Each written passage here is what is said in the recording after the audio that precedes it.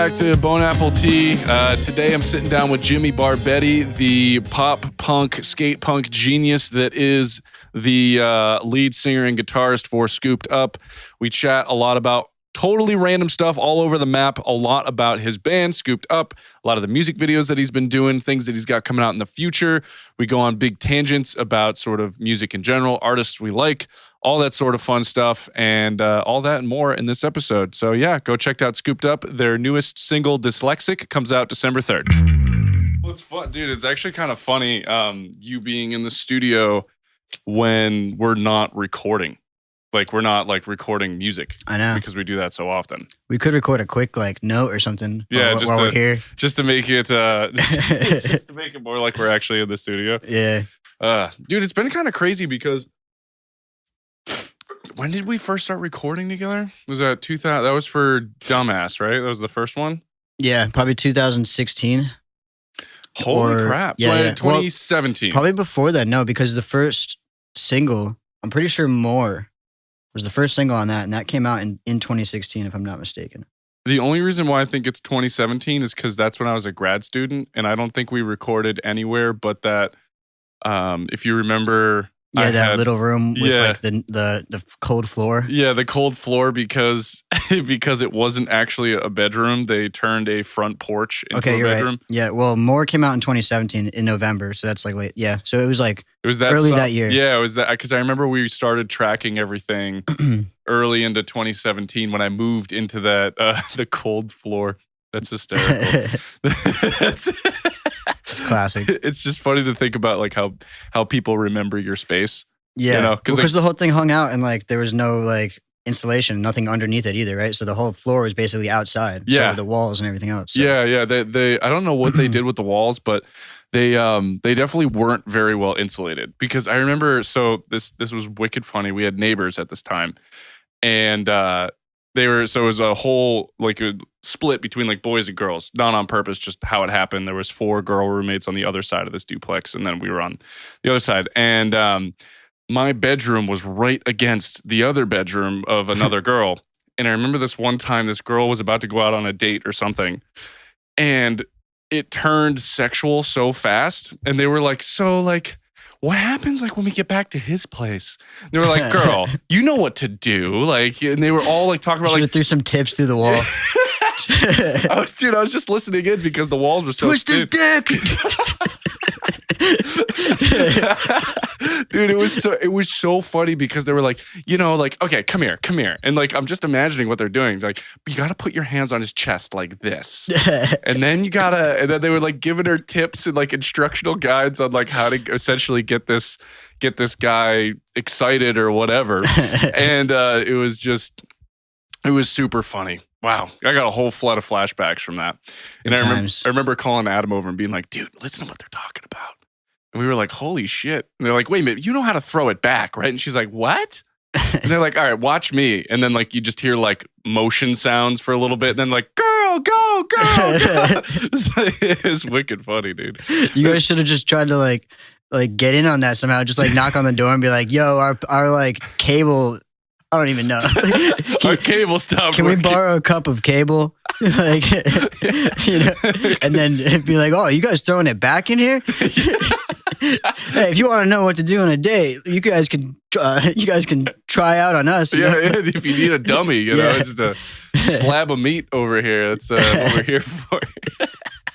Oh shit, dude, actually it's kind of funny. So I know we've already done a podcast together that kind of like focused around Scooped Up and everything, but because I think now it's transitioned even more, because I think last time we did the podcast it was like I think you had the EP coming out, right? I think that was kind of what sparked it just came out or something. Whenever we did, let's see when we did that. But yeah, because I'm pretty sure we were in the middle of writing this album still. Like we had a good batch of songs then, and we were like, yeah, we're gonna get this thing done soon.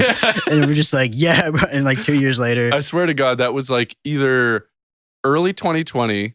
Oh yeah, the one that I have on our page is actually even older because I posted it like months later after it was posted on yours. So. Oh yeah. But, I have it on here from like 2018 probably. Yeah, I feel like it was like 2019. I mean, yeah, 20.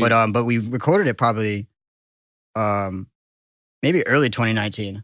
Well, so we didn't start the podcast until November 2019. And then I think sometime in the vid times, I think we recorded yours. I forget when along the line, but it was sometime in the beginning. Yeah, it was before everything shit hit the fan, from what I remember. But at that time, we were in the process of recording this new album because my computer still has it labeled as Scooped Up 2020, by the way. Yeah. And which I've had to relabel to like Scooped Up 2020/2021, now going on 2022. 2022. Yeah. So, which is cool because we've finally put in all this work, and you had to, I think you're trashing one of the ones that we recorded, right? Yeah, we haven't really figured out what we're doing yet. It's not gonna get trashed, but it might not go into the album. Okay. Because we're still gonna want to like finish it up and wrap it up and do something with it. Maybe put it out on like an EP of like other stuff. But yeah, we have. Other than that, we have 2 new songs that we wrote that we're kind of like, we don't know what we're gonna do with. Like one of them, we're still working with like with the full band to see how it like is gonna work out, and that's probably gonna go on the album. Then another one wasn't really working with the drums, so it might just be an acoustic song. Oh, that'd be kind of cool. So wow, Scooped Up Unplugged, something we've never heard of before. Yeah, the song works really well, just like by its just guitar and vocals. So I'm just thinking we could work on that soon. If you wanted to do a Good Riddance style, where you have like an orchestra instrument come in, I do have a cello player that's very, very good. If for whatever reason you wanted a cellist. Oh yeah, I know about that. Yeah, yeah. Hey, that'd be kind of cool. I don't know. I'll probably just keep it like real simple. But you know, you sure you don't want like keys? We'll put some bells and whistles in there. Yeah, some electric drums. We'll throw in some telephone sound effects. You know, yeah, some saxophones. All your favorite stuff, all in one song. You get the song back. You're like, all right, just EQ it a little bit. Comes back as like a 2000s pop song. Yeah. What did you do? But yeah, the song really like wrote itself, and like I like it a lot. It's like right now it's like my favorite to kind of play. So I've been playing it live on like our Instagram and stuff, and cool. It's had some good reception, and yeah. I don't know what we're gonna do about it with shows though. I probably won't even play it at shows unless we can somehow get a live version of it going. Yeah, I mean it depends on like how good it is, right? Like even if it's just guitar and vocal, that doesn't mean that you couldn't have a shaker to give Jesse something to do live. Yeah, or one of those like cajones. Is that what that is right there? Oh yeah, the cajon. Cajon. Yeah. Cajones. Yeah, give it a little cajones to it live. But like, that could be totally, and then like that would be kind of a fun thing for you to do because Jesse could get out off the drum set and sit on a cajon. And dance around and all that. Yeah. So, and actually, it's funny with acoustic songs, sometimes what I like to do is still track a bass, but really, really bury it just to fill out bottom end, but not something that's really ever heard to like the general population. But it's that nice. wouldn't be a bad idea. It's nice because Leo actually wrote a pretty good bass line to it. Like when me and him play it together, it sounds good. But then like when the drums come in, it just doesn't sound like, I don't know. Yeah, well, dude, there's sometimes songs just don't have drum parts, or at least full drum sets. Maybe you do a shaker or tambourine or something, but some songs are just like that. Now, so one thing that I've noticed as like your producer / like I guess like recording mixing engineer here is like a huge shift with. When we started, when I was in grad school back in 2017, it was a lot more like there was a lot more joke going on with like the actual music content. There's still lots of like joking going on with like the marketing and all that, which I'll want to get into later. But what was the transition for you where you went from, I'm going to write a song that's just like skate, and then now you actually have like real lyrics that like actually mean something. Yeah. No, it's a good question. Well, yeah, I don't know. I just wanted to be more like taken more seriously, I guess. And I wanted to make this album like just better. Like when I wrote the first album, I thought it was really freaking good. And I liked, at least the good songs on it, I thought were really freaking good. And then I wanted to throw in some joke songs. And also it was a joke from the beginning. Like I was never an artist or like a musician. I've always been an artist. So I didn't want people to think that I was taking myself too seriously from the get-go as just jumping into playing guitar and just starting this band out of nowhere. Out of like, I was like 21 at the time, so I was like, people knew me for tons of other things already, and like out of left field, I'm going and starting music and starting a band and all this stuff. So it kind of like, I don't know, I felt like it would make more sense to do joke songs, like people would just receive them better or receive them faster, or easier. So right. Like, I could see that. So that's why we just did some of those like quick joke songs and stuff. But now looking back at the album, I just feel like it's kind of just has like a lot of just filler now in a way because those joke songs just don't really have that much substance. Right. They're Like, cool on the first listen or whatever, and like I guess it gets you through the album. Like people don't really skip too much because the song's only 15 seconds before they Right. could even reach the. yeah, before you even think about skipping it, and you're like, why is he saying skate 5 times? Oh, it's okay. over. Yeah. Okay. yeah. So it's kind of like intermissions in a way. So like the first album, like it's almost an EP just filled with a bunch of jokes to fill it out. But this time, this album, I really wanted to put more thought into all the lyrics and just, like, and the melodies too. But like we've always been melodic. Like all of the stuff on the first album was always like, all of my songs have been melody first. Like if the melody's there, then that's a good song, basically. Right. And that's like, a good way to be, actually. So before I would kind of just fill it up with like lyrics that kind of like held no weight, like just words that would fit into place and sound good in a rhyme, but like I didn't know what they meant and they didn't really mean shit. And it was a lot of like, okay, I'm okay and you're okay and whatever. Yeah. Like I don't know, it's a lot of the same shit. It's okay and it's all right and a lot of that. So after that album was written, I like noticed that more and try to just open my vocabulary more in a way and just what I'm writing, I guess. Yeah, well, it seems like, and it's kind of interesting talking about it because it'll be cool when people actually get a chance to listen to it. Of course, right now they have reruns as an example, which is, by the way, we'll take a quick detour here. Absolutely killing it. Yeah. Like over 100,000 YouTube video views right now. It's got 106,000. Yeah, you probably know that number more accurately than I do. But the fact that like it has that many like absolutely blew my mind because it was like the first video that you guys have dropped in a while, right? Yeah, and it's got 73,000 streams on Spotify too. Really? Yeah, and then it's got like the music video was also shared on Ghost Killer Entertainment's YouTube. Saw that. So that's another 15,000 views there. So it's almost got like 250,000 views. Like I think it's almost got like 200,000 views. That's crazy. Streams like, all around. Yeah, like if you just summed all the streams into one. That's amazing, dude. Yeah, and so I'm stoked about Dyslexia because I'm just gonna do all the same things but better because I kind of like I spread out the whole budget between every little thing that I could. I did Spotify ads, YouTube ads, Instagram ads, Facebook ads, Snapchat ads, fucking like even just Google ads. Like there's like little banners that would show up on like Rolling Stone magazine and all those magazine websites, like there's like little tiny banners on the top and on the sides. I paid for those and shit. So those showed up and shit. And like those are cool, I guess, but that didn't really do much. Like I'm not gonna do that again. I'm not gonna do Spotify ads again because like I don't know, it doesn't really work that way. Like it got us some clicks, but it didn't really, I don't know, it wasn't worth it. Yeah, like as far as like money versus like actual utility, it didn't really pan out as well. Yeah. So like this time I'm just gonna do YouTube ads and Facebook and Instagram ads, like mostly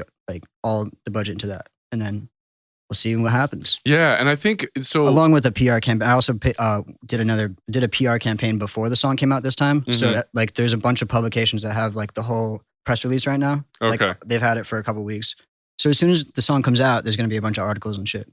That's awesome. I actually might want to talk to you about that because as much as it's different for me as far as like Tuesday, it would be kind of cool to pick your brain about like where I could go to maybe have articles written about my short film. Oh, exactly. No, yeah, you just go to a press, whatever they're called. A publicist. A publicist, yeah. So maybe we can talk more about. I want to wait until at least December's over, at least for me, because I know Tuesday's got like a bunch of other festivals that are cool and stuff coming up. But in regards to kind of what you're doing, you have, so Reruns is out. Now, what I liked about Reruns, the video especially, and I think it's something that's maybe as a person that's just watching it, they're kind of taking for granted, is all the locations that fucking TV is in. Yeah. And that took you over a year to make, right?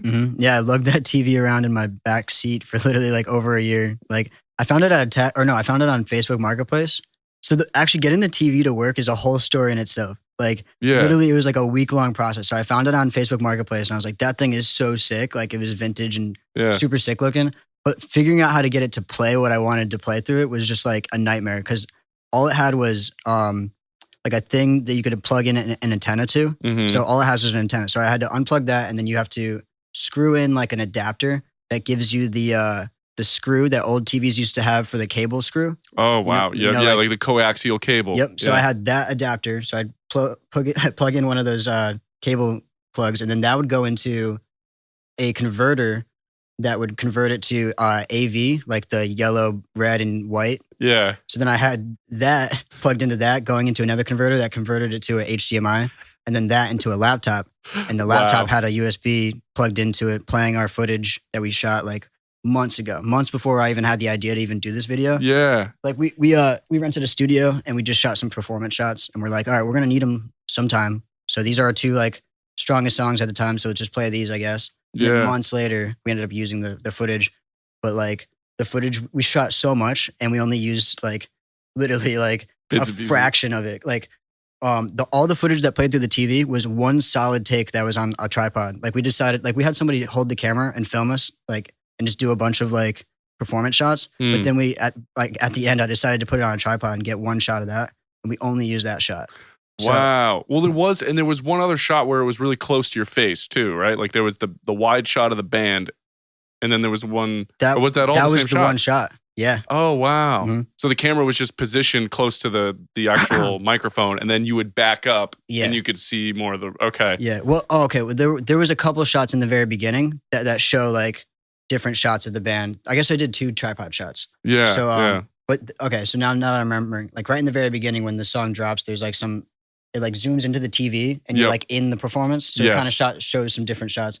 But then once that's done and the TV is just in different locations, it's just one shot of the tripod thing. Isn't that crazy? All Yeah. that film and it's just one tripod shot. I'm so lucky really that I just- got that shot. And I'm so lucky that all the mistakes in that shot, we covered up. Like there was only like, I don't know, like one part that like just didn't match right because like I had to fix the mic or something. Right. And I just switched it out with some other shot from that part or something. I don't know. Yeah. Like a different part of me singing the same line or whatever. Okay. Okay. And, but yeah, like we were lucky to have that work out. And then yeah, I loved it. Like brought the TV to all these different places in New York City and like throughout the whole seasons. Dude, the highway one got me. Yeah. When I saw that fucking TV on the highway, I was like, dude, this guy. I was anticipating that for a while too. I was like, I gotta like think of some crazy shots. I'm like, yeah, a highway would be sick. And that was like one of the last shots I did. I did it with my new camera. Dude, after because I that's got- like kind of like, I know it's like, people be like, maybe they wouldn't think it, but like kind of life threatening. in a way. Like, you have to pull over on the side of the road. You got to set up that whole apparatus that you're talking about, by the way. Mhm. And then you got to play. Now, did you play the video all the way through? And then when you went to piece it together, because it looks like the video just continuously plays over Yeah. the TV. Yeah. So what I would do is I would set it up and then just record the whole song. And then whatever parts I needed, I would just use that, whatever. Wow. So that must have just been meticulous in and of itself because you're Yeah. having to make sure that each cut for cut is an exact continuation from the last second of wherever you just were in the song. Yeah. And there was like one mess up where like when I was filming one shot, I guess it lagged for a second. So there's like one scene where there's like 2 frames of just nothing, or not nothing, but like it like freezes in a way. And Oh, I interesting. caught it after I put it on YouTube. I'm like, damn it, I should have fixed that. But Oh, like, wow. so I didn't even notice that. there's also a bunch of shots where the screen didn't look too well, didn't look too good on the video. So I replaced it with another shot of the TV. So like some of them Okay. have like cropped in TV screens onto the screen and then just the background is whatever, you know what I mean? Oh, like- like you like in post, like put the image Yeah, of. for some of them. But the image that I put in was just another shot of me filming it in a better location where the lighting was better. If the Oh, shadow was okay. like on the TV, then the screen would show up better on the camera.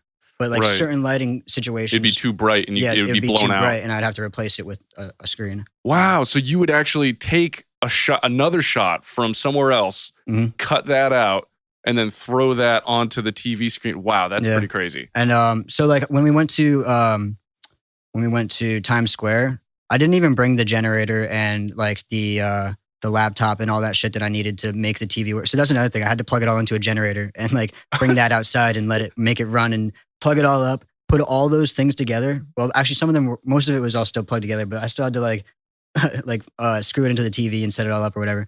But wait, what the fuck was I saying? You were saying like that not every time you had to bring the generator. Okay, so yeah, in Times Square, I didn't bring the generator. I just brought the TV, and we just shot the TV just blank, and then I superimposed it over it. But then I like all the reflections on the screen, like I cut that out and put it over, and then like put it on like blending mode so that the reflections would be over the screen too. So oh yeah, all you the can do that. signs The and shit. masking where it'll still show up as like a reflection on the back end of the TV. Yeah, so I had like the That's shot, dude. That's of the TV. I couldn't have if you didn't tell me. I would have just assumed you just record the TV playing the whole time. That's incredible. Well, those shots ended up looking like that because like the reflection looks like it's just there because you see all the signs in Times Square reflecting off the TV. And wow. So yeah, just like dude, good for you duplicated for it and thinking did that. about that. Yeah. Because like if you think about it, it would be really easy to forget. Like, oh shoot, like I have to make sure that this looks as real as possible. Yeah, well, like, I wanted knowing it to how to look do as that. professional as I could. I mean, I was working on the video for a long time, and it was like our next era. You know, it was like the beginning of our next era. So I wanted to be as good as possible, and I didn't even have my new camera yet. So Yeah, you were still shooting on the what was it, the 60D, the 80D, yeah. 80D, and now you got the C300, right? Yeah. Yeah. If you're a camera nerd out there, this Canon C300 is a beautiful It's camera. a beast of a camera for sure. It's expensive. Yeah, and this next video, it's the same camera that they shot Free Solo on, the movie Free Solo, where the guy free solos. Dude, there's a lot of Netflix films and stuff that have been filmed on the C300. Oh yeah, that's just the only one I know offhand. But they what was I gonna say? And then so for Dyslexic, you actually got the chance to use the new camera, right? yeah, so I'm excited to let that shit shine because it came out fucking good. And yeah, for the video of Dyslexic, it's just like a storyline. So I wrote down I made like a storyboard basically of like every 2 seconds of the song. I wrote down exactly what would be played. Okay. So so while we were recording it, I knew exactly what to record and in what order or whatever. And when I went to edit it, it literally all fell into place. And I've had the video sitting done since a week after we shot it, which was like months ago, beginning of the summer. Yeah, well, I remember because you recently sent me a cut of it. Yeah, I've got to see it. And it's amazing and super funny as always. I always find it like when I'm watching your shit, I'm like, damn, like Jimmy's like always got a way of like throwing something like ridiculously funny into everything he does. Thank you. And this video is very much like that. So I'm like super excited to hear the reception on that. We did veer off topic a little bit, which was like how you transitioned into talking more like seriously.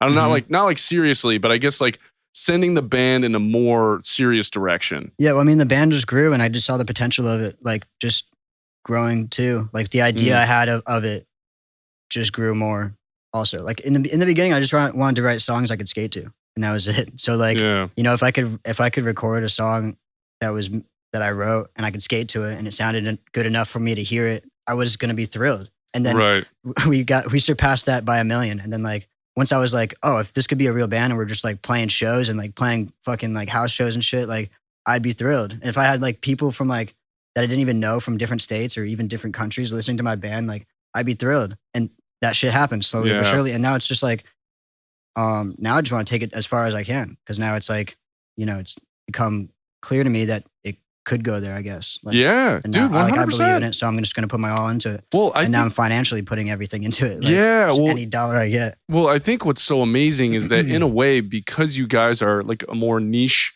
genre, like skate punk, right? Mm-hmm. And I think you've kind of taken like a modern, at least how I like to think about the production side of things, is it's like the little that I can do to change what you guys have done while making it sound the most modern. So the drums are crisp and hard hitting. Mm-hmm. The guitars are big and loud. The vocals are crisp. You know, it doesn't sound like it's recorded in a garage. But yet at the same time, it still has this really wonderful sort of raw sound to it. You guys don't play to a click track. Yeah, I think it's because of that, because we record it like... No click track? We record it live. Like we basically record it live, but then we redo everything else. Except the drums. Yeah, which is definitely what gives it like... is a pain in the ass, I will say, is the production side of things is a pain in the ass. For certain songs, when it's like, all right, we got to line up this vocal track. Or whatever. There's a guitar break right if there's here. ever that, it's so hard to do. It's always so hard. But at the same token, what it's done is it's given it this really organic, non-overproduced feel to it that I think I've learned through my frustration of editing that it has made it so much more organic in a way that you probably couldn't do if everything was played to a click. Yeah, no, exactly. Yeah. And like, I don't know what BPM it would be. Yeah. I mean, you know, I like it better when like the chorus is a little faster than maybe certain parts, like just maybe by like a couple beats per minute, just because Jesse's feeling it. Yeah. You know? Like, yeah, that's a really good point. And it's something that like, you don't necessarily think about when you're doing a song on a computer with a click track and everything's perfectly aligned. It's often that we don't think to change the tempo at certain parts when in a live situation. I wonder if people do that. Like, do people play to a click and then they're like, all right, on the chorus, it's gonna be at a little faster. Like, I mean, probably, yeah. I don't know how often it happens, but probably it would be a big change if so. You know what I mean? Yeah. It'd be like, all right, we're going from slow to fast, but like minor tweaks like that, like how I said, Jesse, just kind of just going from this, like the beats per minute just flickering up and down. Just like a little bit. Yeah. Because he's pretty rock solid when it comes to like is. He almost is his own metronome. Mm-hmm. But you're right. There's like moments where it's like, oh wait a minute, I think this chorus is a little faster than that last one. Mm-hmm. And those are those moments when you're listening to it where you're right. It brings a little bit something extra that you can't necessarily put your finger on. Yeah, well, it captures that energy. Yeah. And like, it's crazy how many bands actually play live to a click too. Most of them do. Yeah. And like, I'm glad we don't in a way. Like, just because, if you mess up on stage, then like the click track is useless in a way almost. Oh, it is. And I was talking to a drummer, actually the drummer for Sunday Morning, Eric. He was telling me that the click track is either his biggest friend or his worst enemy. Yeah, he's told me the same shit before. Yeah, because it's like, what happens is you get into a situation where you'll be playing and you're perfect, and then it's those situations where the crowd starts clapping, but then they start clapping out of time with your click. Oh my god, yeah, and then you're just like, get me out of here. Yeah, you're like, clap. And like it sounds like a nightmare. Yeah, so dude. I'm sure it's like less bad when you're on like pro stages because everything's so much louder than the crowd. I couldn't even imagine playing on a pro stage where you can't hear anything except for what's playing in your in-ear monitors. In your in-ear monitor. Yeah. Well, you better get used to it, man, because it's on the agenda if you keep going this direction, right? Well, the cool thing about it's probably not hard. Obviously, it's something you get used to, but it's just like you can't hear the crowd at that point, Yeah, I'm sure you can. Maybe if they have the you're probably right. Yeah. Yeah, I mean, dude, like if you're at a show like that, like chances are the crowd's gonna be fucking loud, you know. And the interesting thing about playing to a click though, when you get into those pro shows, is that then they can pump in backing stuff, which is like, not something that maybe would concern you guys exactly, but that is kind of like that's when you'll hear, like, if you go see a band like Motley Crue for their last tour, their last tour that they have every 5 years. Yeah. The last one. This one is the last one. You heard it last time, but this is the last time. Yeah, but no knock on them. Make the money, But you'll have like on the big group chants, they'll pump that through the speakers. Okay, yep. So like so that you follow along on exactly. time. Yeah. So you have to play to a click pretty much because they're pumping all that stuff in.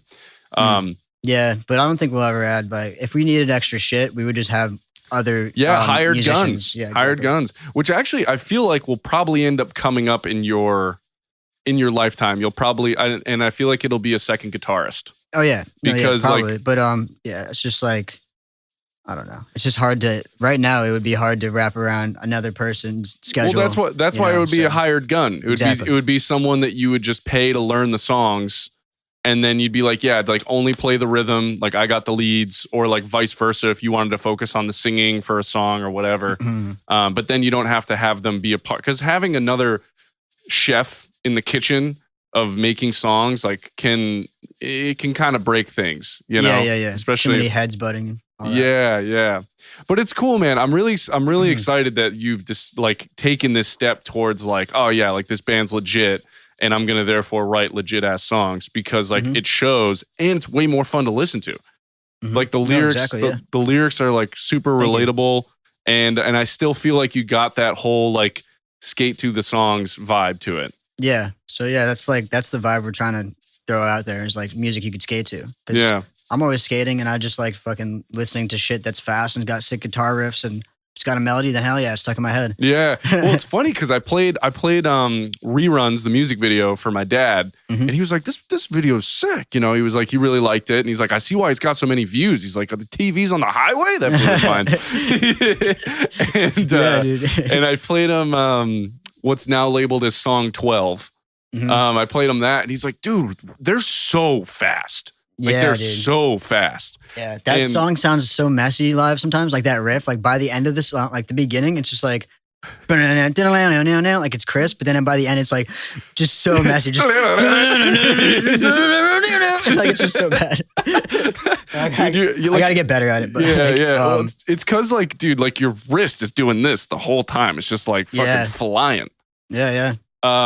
But I've gotten a bunch of compliments. Like at our last show, people were like, "Damn, you're just freaking going." I'm like, "Yeah, I mean, I don't know. That's just how that's what I'm used to doing." But yeah, it's kind of like I've tried like not that I'm a guitar player, but I've like tried to like strum fast. It's not easy. It is very hard. It's a lot easier than doing all down picks. That's for sure. So like getting good on the upstroking. Yeah, a lot of our songs had a lot of down picks. Like the riffs would just be all down picked, and it's just super hard. Some of these song 1 on this album has a bunch of down picks in the riff, but like most pop punk songs will be like all the palm muted parts would all be down picked, but they're like half of our BPM, so it's like it's like easy to do. You can like but our songs are So like so I got an alternate pick, you know. So and I just like it that way. I mean, we'll eventually write some slower songs. I just feel like it's hard. Like I don't know. It's hard for me to write a slower song that doesn't sound lame or whatever. But like everything on the radio, all these new songs, like all the new MGK songs and the new Avril Lavigne and all these songs, they're all like in the slow tempo. That's like not, but it still sounds good. It's still pop punk or whatever. But like well, I think it's I think it's the production, right? Because the drums are always still super hard hitting. I think what's slowing down the songs might actually benefit you guys in the future is that Jesse will be able to do more because right now he's very much like, I mean, you guys are all going a million miles a minute, which is great. And it's a ton of fun to listen to. But I think when you go to write a slower song, it'll give Jesse a chance to do 16th notes on the hi-hat or something to keep the song pretty peppy still without it feeling like it's slower. But yeah, well, it's like, actually, wait, what's that? You do have one song that's a little slower on this album, right? What's that? Yeah, I think it's going to be called Foolproof. I think we're going to be calling Foolproof? Is that the one that's like song 9? Yeah, right? song 9. Yeah. So that's our first like slower song, and it's kind of like I don't know. Yeah, it just has like a different vibe, which is it'll be cool to listen to on the album. But sometimes certain shows we don't play it because it's just a little bit too different. Like we played that skate park show where we were like playing at that bowl in New Haven. Yeah, and you want to keep that music peppy. You got people we wanted skating. to keep it fucking going hard because everyone was going so hard. That show was so fun to play. Like it made us play faster and like more in there and just like these dudes that like they weren't just skating. They were fucking like local like unseen pros. Like they're all fucking so sick. Like just going so hard to the music. I felt honored to play there. And so we played all our fastest, sickest shit. So like we got to get you. You know what? One of your ultimate goals should legitimately be like playing for like Tony Hawk and a bunch of these like pro skaters while they just like skate around and shoot videos. Yeah, or have one of our songs in the next Tony Hawk game. Oh, dude, that would be so sick. That'd be sick. Yeah. No, but dude, that would be amazing. Just having like actual pros doing like a demo in our music video, like while we're playing. Oh, I mean, yeah. Like that would be like Bam and Tony Hawk and like all these fucking people. Dude, fucking is Rodney Mullen still kicking it, right? Yeah. Well, all of them are pretty much like on the way out. But like they're Tony Hawk still skates all the time. Dude, Tony Hawk is hitting some crazy shit. Yeah. No, yeah. He's actually done some like never been done's the past couple of years. Like stuff he's never done and stuff no one's ever done. So at like his age, which is crazy. Yeah, it's insane. Well, he's been supposedly a lot more conscious about his body and stuff recently, like eating and I don't know that he necessarily I don't think he necessarily trains, but he's doing a lot of preventative like physical therapy things, I think. I heard that on Joe Rogan, right? Like at least he's like stretching and like, you know, doing stuff such that like when he goes to skate, he's not like stiff as a board. Because it's really easy to fall into that once you get out of like your prime years of like, you know, youth, you know? Did I ever talk about going to Bam Margera's house? No. At the last podcast? No, you didn't. I don't think you did. If you did, we can remind people. What a story I forgot about. Because one time I went to Bam Margera's house. He put an Instagram post. He was like, everybody just come to my house for a party. Like, just like, we're going to knock down the skate park. He had an indoor skate park like in his barn. So he's like, everybody come and party. Come and paint the driveway, come and skate, and then when it's all said and done, we're going to destroy the indoor skate park to build a new one. And literally, wow. My friend Alex, RIP, homeboy, one of my best friends, he was just like, he saw the post and was like, dude, we got to do this. And I'm like, I don't know. Probably not. But I'm like, probably not going to drive all the way out there. Like, you think we're just going to get let in? I was like, you know how many people are going to rush there and try to get in? Like, everyone. They're going to, like, eventually, like, not let anybody in. And then there was, like, the day before. I was like, fuck it. Let's go. We had to wake up at 7 or 6 a.m. the next morning, or maybe even earlier. I don't even know. 5 or 6 a.m. And I, like, picked him and my friend Taras up. And then we drove all the way to Philly or wherever it is. Like right out of Philly. Yeah. And we get there like somewhat early, and we just had to pay like $40 to get in. And then like we go in, and it's Bam Margera's house. It's basically Viva La Bam like in real life. It's just like filled with people skating. Bunch of graffiti artists came out and just painted his whole driveway. I painted a couple pieces, did some scooped up shit, and then I got to skate the indoor park. There actually wasn't a lot of people that were skating, so it was funny that like I'm not really that good at skating. But I actually got a lot of like chances to skate in front of a whole crowd of people. Like there was like crowds of people that went there just to chill and smoke and party. Yeah. So there's like a whole crowd of people being like blocked off by like this fence, and then like there's a runway between two like quarter pipes. And everyone's just going back and forth and just hitting tricks and shit. And I got to skate in front of all these people like it's like a fucking like a demo, like I'm some type of fucking pro skater or something, which I'm not. But it was sick. It was super fun. And just like then afterwards, there was like a band that played, and just it got packed, and there was just like there's like a couch getting crowd surfed with like people on it, and like someone jumped from the rafters and like Holy got caught. Crap, it was literally dude. epic. And then wait, they got caught by the couch? By the people, like by the hands, like not by the couch. Oh, okay. I was like, okay. That would be sick. I mean, even still. Yeah, like, what? yeah. No, yeah, it was super sick. And then there was like half pipes on either side, like of the crowd. So I'm just sitting there, just like skating this half pipe, sick ass show going, like a bunch of mosh pits, and like it was like the sickest party I've ever been to. And like so spur of the moment. Spur of the moment. I'm like, what am I saying? Yeah. Spur of the Springer. But yeah, freaking it was spur of the moment. I actually ran into people from Milford that I knew there. I was like, what are you doing here? Like and like other people that I knew from like other states. And like it was just an epic ass time, like all day party from like 12 a.m. to or 12 p.m. whatever till like it got dark. And then literally fucking Phil and April are literally kicking everybody out. Like I'm literally like getting kicked out by fucking April. I'm like, I love you. Like you guys are so great. Like I love the fucking like I don't know. It's just you felt like living your childhood dream moment or something. Oh yeah, and then we all destroyed the skate park. So we were all taking sledgehammers to the fucking skate park. No way. Yeah, destroyed the shit. Oh my god, what a party, dude! What the hell? And then literally 2 weeks later, I go to New Jersey to go see Streetlight Manifesto, and I'm just out there, and I'm like on the way there. I see like he posted another thing like, yo, come out and fucking come and paint the barn or whatever. Just come skate. It was just like a way more spur of the moment, like come today, like gate code. Here's a gate code, whatever. And or no, come tomorrow, I guess. And I was there like on the way to New Jersey, going to a show already. And I ended up staying at an Airbnb and then going to Philly the next day. And it was like a way chiller, smaller event where people were just painting and just skating. And like, it was probably like 30 of us. We all just got to chill with Bam at his house while he was like building the skate park. What? Yeah. So like, how much? Did you have any decent conversation with the guy, or? No, not really. I mean, I don't want to like suck his dick and shit and like kind of get up his ass, like because that's what everyone else was doing. And it's not like he was like hanging out with us like the whole fucking time, but we were all just like chilling outside, like skating his house. And who wants to paint my house? Yeah, and I was like painting his driveway more, and like. Yeah, it was fun. That's cool though, dude. Yeah. What a crazy experience. I know. It literally was. And yeah, I don't know. I guess that's it. But it would have been sick to play. Imagine if Scooped Up played at that show. Would have been the most epic show ever, dude. Yeah. Well, someday, there's still time left. Wow, that's there's like crazy. Andy Roy, who's like a pro skater. He was there. There's some other pro skaters there. But yeah, it was cool. So speaking of you mentioned MGK in there. What are your? I might have yet. Yeah. What are your like? Just because I think this, I don't even know if it was that story that you mentioned, but you mentioned him a while ago, and it just made me think of it. Yeah. Because I know you made a website called. Are you paying for these domain names? Yeah.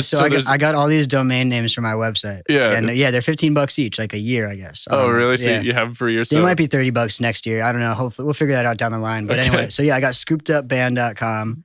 Then I got poopedup.com. And then I got IBrokeMyDick.com. Yep. And then I got pre-save our new song to be entered to win a PS4.com. Which is true. You could pre-save our new song to be entered to win a PS4.com. .com. That's the joke. And then I got mgksucks.com, which I couldn't believe fucking wasn't taken. And then did you see the Facebook post I made? No. That blew up? Okay, so I posted it on this pop punk kids group where it's just a pop punk group where you talk about fucking pop punk music and shit. Yeah. And but it's called the Pop Punk Kids or whatever. Mhm. And so I posted, or if you go in this group and you read anything for the past couple of months, it's been MGK this, MGK that. Like I hate MGK, I love MGK. Sure. Did you see what MGK did? Literally, like all over the map. that's all this group is, right? Yep. It's either that or people posting like a selfie and being like, "Is it pop punk to do this? Is it Okay. pop punk to blah blah blah?" Okay. So I made the post. Is it pop punk to make your band's website mgksucks.com? And then it blew up. Like it got like 400 likes. It got like 200 comments. Jarrett Reddick from Bowling for Soup commented on it. The singer from Bowling for Soup. Yeah. Our website got over 1,000 views. Like our song got like a ton of streams. We got a bunch of pre-saves from it. Like literally, it was the cheapest promotion I've ever done. It was $15, and we got over 1,000 website views. You'd have to spend like $1,000 to do that on Facebook ads. Wow. You know what I mean? Yeah. Or more. Yeah. Like to get 1,000 website views. Like, so yeah, that was like one of the cheapest marketing I've ever done, and it worked out so well. I didn't even expect. Like, I just made the post real quick, and like exit out of Facebook, started getting a bunch of like messages and shit, and I looked at it and just blew the fuck up. You're like, what the fuck? It's the first time a post of mine's I've ever blown up like that too. That's crazy. Well, so obviously you don't think MGK actually sucks, right? Oh, no, I'm no, assuming, no. Yeah. It's just like a joke. It's a joke, and that Yeah. and but like so many people in this group think he sucks, or jokes that he sucks, or loves him to death. Oh, right. It's And, all over the map. All over the map. So it worked so perfectly. So yeah, because you're appealing to the people that already have this like, MGK sucks, and then you're appealing to the person who's like, no, he doesn't. But this is funny. Yeah, but this is funny. Yeah. Yeah, and literally. Oh, here we go. My headphone wasn't playing at the right thing the whole time. You should have told me that. No, it's all right. It was just a little like I wire didn't even notice thing, now until it kicked all the way in. Kicked all the way in. Yeah, my bad. But it was everyone commented, like there was no negative comments. Everyone was like, "Oh my god, that's so funny, genius." Oh, I'm like, wow. you think I'm a genius for this? Like, like I know I might have some genius ideas, but like I don't know, this was like the best one. Like I've come up with some good ideas before, but like it was pretty funny. Like, dude, one of my favorite because one of the things that I think you do really well is the marketing. Because I mean, it helps that you're an artist, and then it also helps that you're a graphic designer. Mhm. But one of the most ridiculous ones, in my opinion, was I think it was David Letterman. He's coming out with a new album this year, Yeah. and he like slaps the CD down on the table, and it's your album. Yeah, I did it again with reruns too. Like I did a quick because I did that with TV Dinner, and then I just like took another Letterman video and just did it again. And it's good. It was a good marketing thing. How do you just like splice the thing? Like it just seems like that would take forever. Oh, it did. I went frame by frame and just put it where it should be for every frame. And luckily they were short, 20 seconds or whatever. So yeah, that must have taken a few hours, right? Frame by frame. It wasn't 60 frames or nothing. Yeah, I guess there would probably like 24 frames a probably, second. Yeah. So but like if it was like if like he moves it from here to here and it was a smooth path, Mm-hmm. you can like put it here, set a keyframe, and then go to whenever he stops moving and set the keyframe there, and it'll move smoothly. Really? Yeah. There's also software you could track shit too. You could put like 2 X's on something, and it'll track the whole fucking video. Wow. But sometimes it's not perfectly accurate. But I just recently it'll save you time. Yeah. Oh, it saves you a lot of time. But Yeah. I just recently got all the new Adobe shit, and it actually does work really good now. So Wow. Yeah. So now it's a lot easier. So actually, yeah, when I did it the first time, I did it frame by frame by hand because I was using my old computer from like 2009. But now with the new one I just did, I actually just tracked it and it took 2 seconds. Wow. Yeah. See, it's good that stuff like that exists because anything to like shorten the creative time because you have an idea. Because I had to do that with the TV too. If I was going to switch out the shot on the TV, I had to track the TV too so that it wouldn't wiggle at all. Because I didn't use a tripod for any of those shots. I kind of just held it as still as I could, but it was still moving a little bit. Oh, wow. That's kind of okay. I don't even know if I noticed that. I just you know what? Because the shots are so quick. Yep. Yeah. I mean, that's what's so crazy about that video is just how many shots are in that video. Yeah, I know. Yeah, I got to add up like how many different locations. And I kind of got lazy. Like there was one shot I like meant to replace, but I never ended up doing it, and whatever. Yeah. Well, I liked how there was every season. Yeah. I know we're kind of back on the music video, but I liked how there was every season. It was like winter, fall, summer. Yep. And it's just such like a New England thing, because you don't get that anywhere else really. Mm-hmm. Or, I mean, I guess you kind of do anywhere in the North. I think this next video is going to work so much better as an ad because I ran that music video as an ad on YouTube. So if you looked up certain songs or certain like things on YouTube, that ad might come up before the video. But that song had like 30 seconds of nothing before the song even played. Like, because it's just like introducing the whole scene and shit. So that video didn't work well as an ad. So a lot of people probably skipped it before the song even came on. Right. And then like, I guess if they skip it, I don't have to pay for it or whatever. But if you watch through, I have to pay for it. But a lot of people end up probably watching it through and then like 30 seconds go by, I pay for it, and then like they skip it before the song even comes on. So the cost per view was a lot, and I spent a lot of money just trying to promote it like that. And, is that how views on YouTube work? Like paid ads on YouTube, it just starts the video?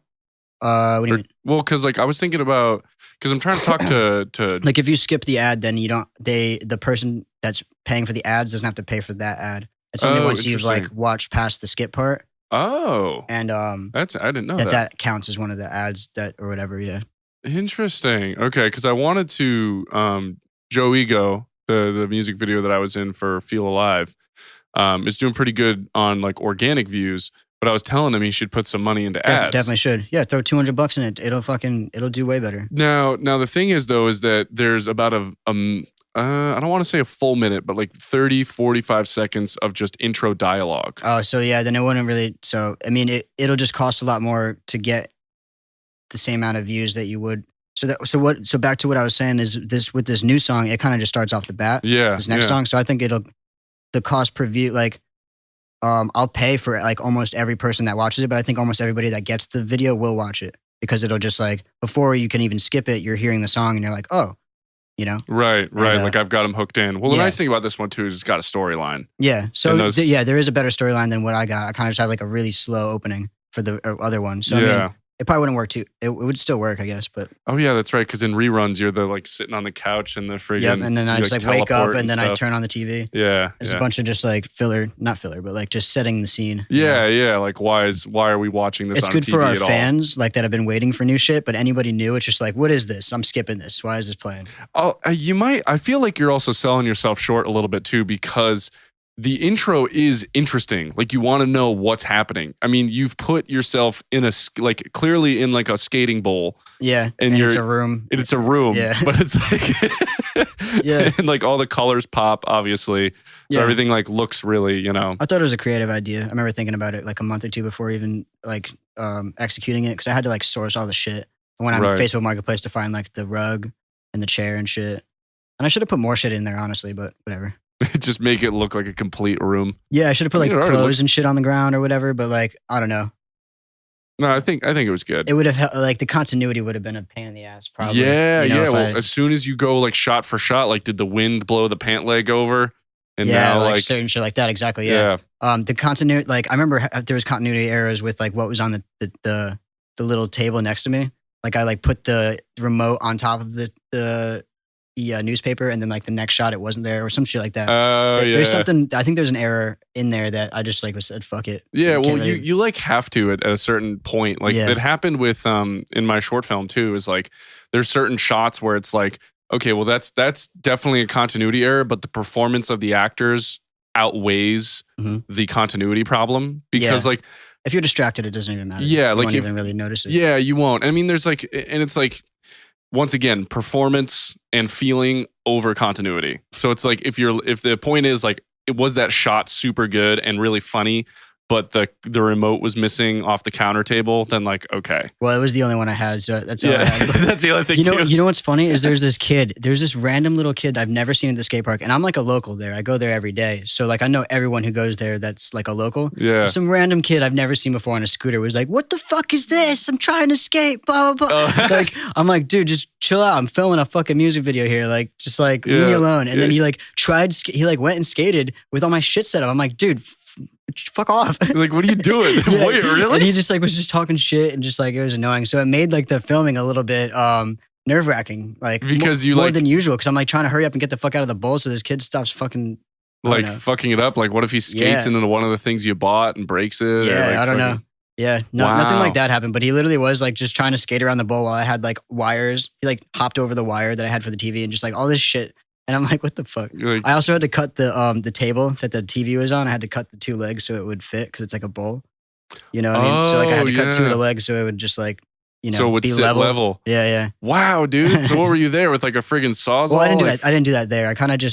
I guess I just winged it. I cut it at my house and then just like really, yeah, and just showed up there and it worked. that sounds like it shouldn't work. Yeah, I'm got trying to super think lucky, of like dude. how I did that, but I guess I just cut off like a good chunk of like how I've imagined the transition would be, and then it worked. You know what I mean? Wow. I guess you really do know that skate park well, huh? Mm. Yeah. Well, I guess it's a slope, so I guess it would have worked anyway. It just like would have been closer to the wall or farther, depending on how short the legs were. Yeah. You know? So now you got this video coming out. It's really big stuff. When do you propose like the album is going to drop? I'm not even asking as a podcaster. When the fuck are we finishing When this? are we going to finish this? Yeah, I don't know. I want to get it done like for like 420 would be sick. And if we could just like release it on 420, On 420? of this next year, it should be like 5 months from now. So I mean that's a lot of doable. time, but like, yeah, there's just so much shit that still has to be done for this to be like successful. Also, I just have to generate a lot of money. Like I'm planning on dumping tens of thousands of dollars into this. So Okay. it's like I need to generate that money Like within you that need time, capital. in that Right. time span. And there's also I got to do the artwork. Got to finish writing some of the song or naming some of the songs. Finish writing some of the songs if we're gonna like replace some or whatever. Mhm. Get those tight, record them. Do more music videos, do more promo like pictures, and finish all the packaging of the album. Then send it out, and then a month later get the CDs, and then we could release it. You know what I mean? Okay, because you want to be able to drop CDs and digital at the same time. Yeah. Otherwise, we'll never sell a CD. You know what I Okay. mean? Like you got to Yeah. have them right off the bat. We did that with our last album. We like dropped the album, and then like 3 months. Retroactively. 3 months later or something had the CDs because it took so long for them to make it and then for them to send it to us Yeah. that like it took us a while to sell the first 100 and then but now we have 1,000 of them. Now it's gonna take us forever to get rid of those. But Yes. but yeah, we're gonna do the same thing with the new album. We're gonna get 1,000 of those and never get rid of them. Yeah. But it's smarter that way because you get them for like $1.50 each, and then, Right. as opposed to like $5 each or whatever. Right. Yeah. A higher bulk. Yeah. Mm-hmm.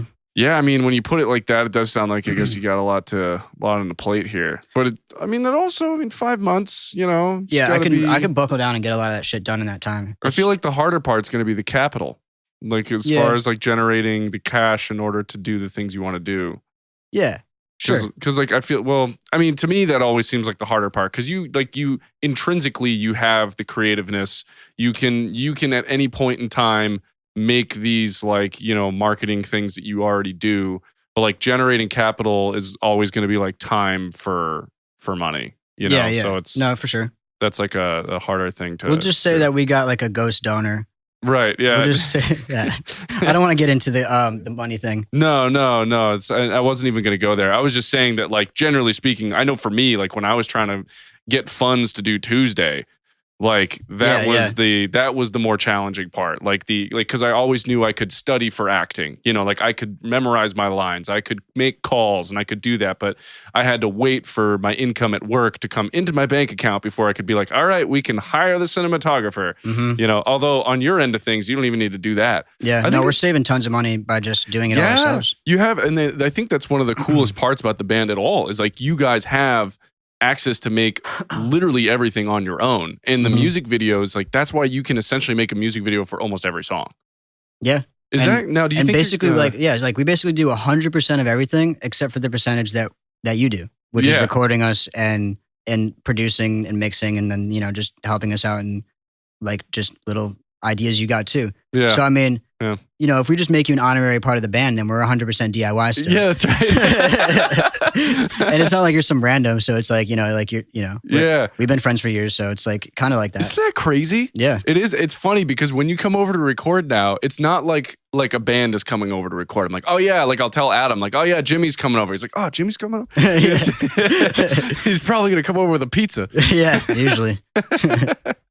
No, it's gotten fun. It's gotten, definitely. And we just got gotten tighter too, just getting shit done quicker, you know, knowing what we need to do. Yeah, well, like I think there's some really cool things that are going to happen within like the next year or two for you guys. And I think that a lot of that is due to, of course, what you're doing right now.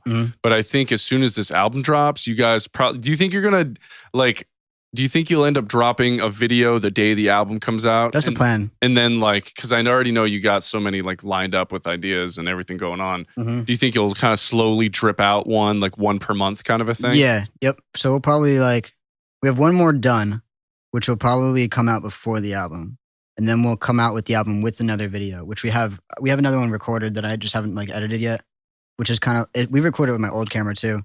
And I'm not sure what I'm going to do with it. I have like the performance shots, which are really sick because the location's really sick.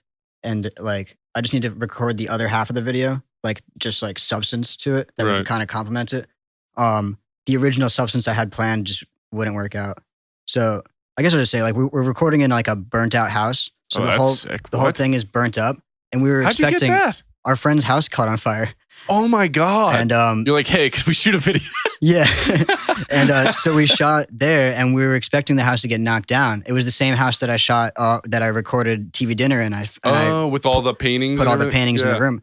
We were expecting the whole house to get demolished. And the climax of the video was going to be the house getting demolished by a crane and shit. And then uncovering all the paintings and shit on the bottom or just whatever. I don't know. It would have looked sick. Yeah. But they ended up fixing it up because there was only one room on the upstairs that caught on fire really. Okay.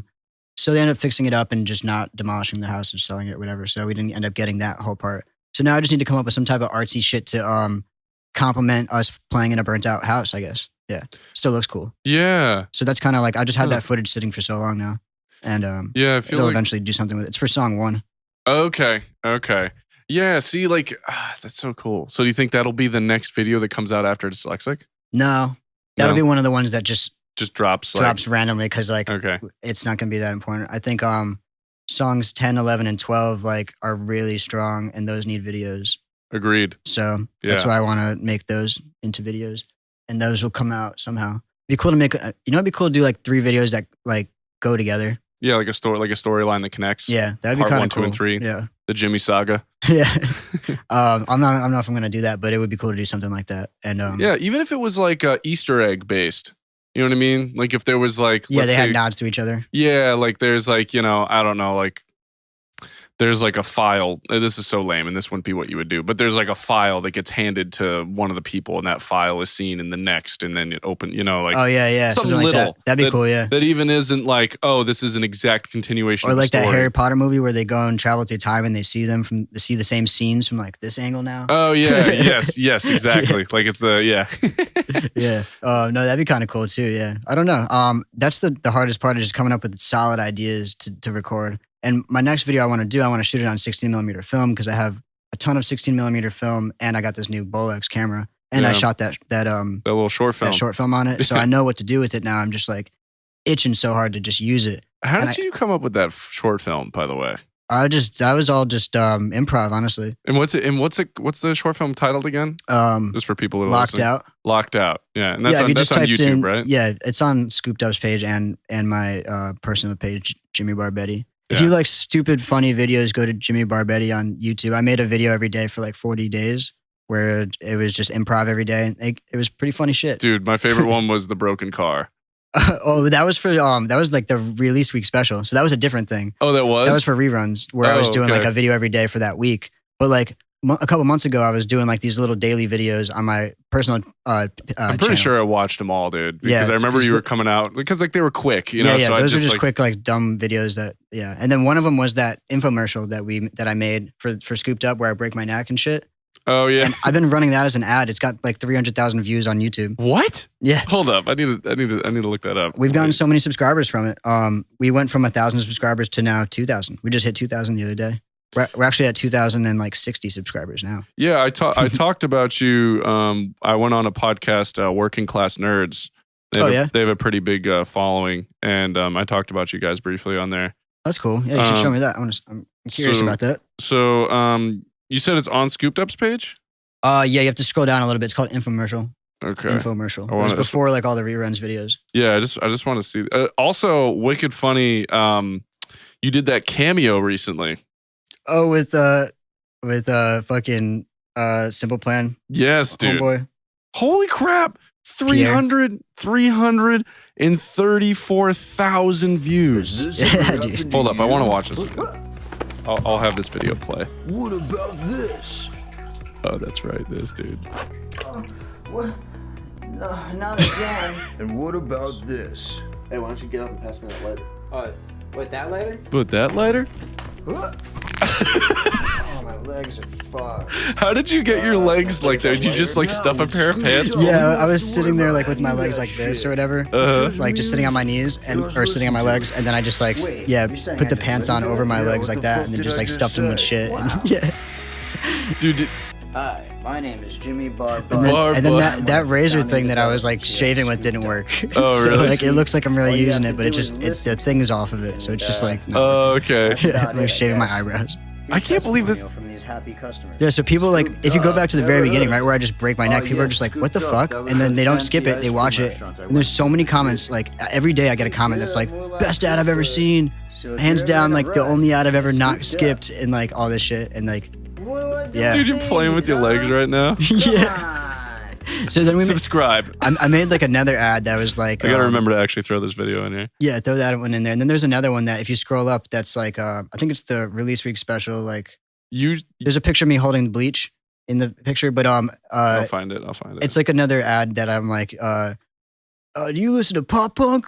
Do you like MGK's new album or whatever? Oh, And I think I remember that one, dude. I'm just like drinking bleach and like poking like a fucking a light socket with like a fork and shit. But yeah, I'm running that one as an ad too. That one's running on Instagram, and that one's getting us a lot of followers. Dude, that's so fucking. And like so many people are like, yeah, dude. I love so how good. this guy says, "You, sir, are a hero and national treasure. Best Yeah. advertisement of my life." Hell yeah. This is the only time I decided to not skip an ad, and it was actually something I wanted. Hell yeah. This is the here we go. We'll read one more. This is the only ad that made me laugh so hard to the point where I started to choke. An amazing ad cheered me up and gave me something to laugh at today.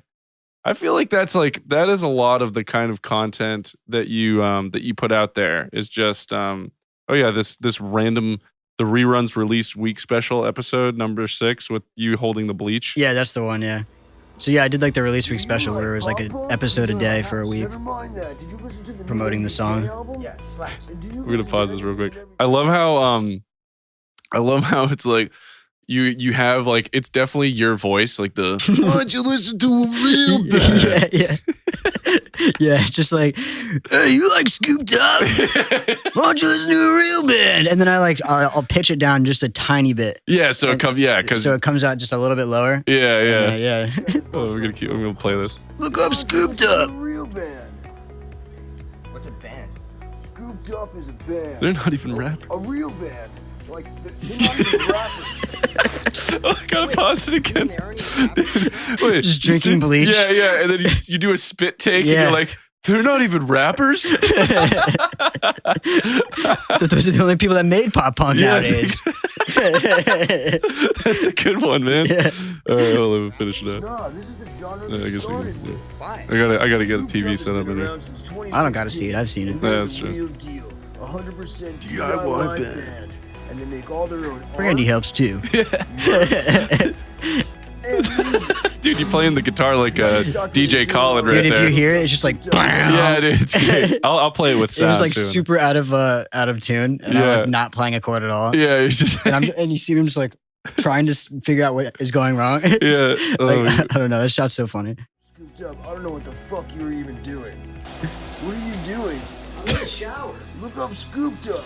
All right. He's going just dumping Alright. bleach. Scooped Up is not responsible for anybody. In the hairdryer. I'm in the shower. Go to IBrokeMyDick.com. Yeah, that video just came to me in a dream. Dude, I love how you use IBrokeMyDick.com. Yeah, I thought that was the most absurd one to just get people to be like, "What? I have to type this in." Yeah, like,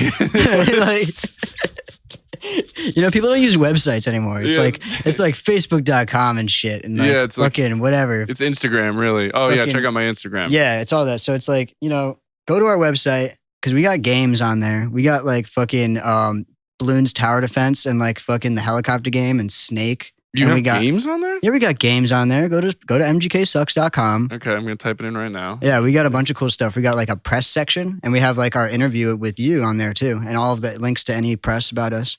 And there's also some videos of our boy or like anybody who like does like a guitar cover or any type of cover of our stuff. We'll put it there.